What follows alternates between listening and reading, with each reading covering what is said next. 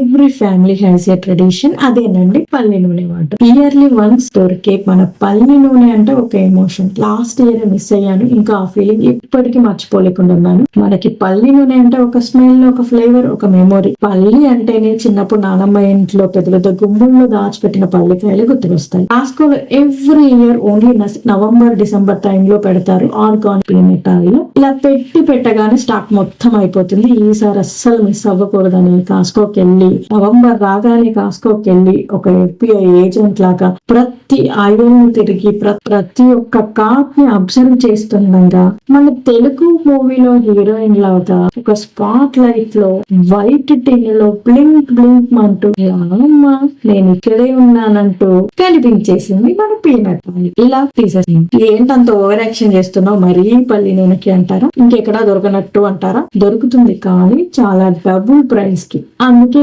ఇంత హడావుడి. మొత్తానికైతే మన పల్లి నూనె మిషన్ ఫైనల్ గా సక్సెస్ఫుల్ అయింది. మరి మన పల్లి నూనె నాకు దొరికింది, మీరు కూడా దొరకండి సబ్స్క్రైబ్ దగ్గర. పల్లి నూనె లాంటి మంచి కంటెంట్ కోసం ఈ మన రూట్స్ ని, ఎమోషన్స్ ని, మెమొరీస్ ని పీనట్ ఆయిల్ తో కలిపి బాటిల్లో సేవ్ చేసుకున్నాం. ఇదేనండి మన ఫైనల్ గా పల్లి నూనె మిషన్ స్టోరీ.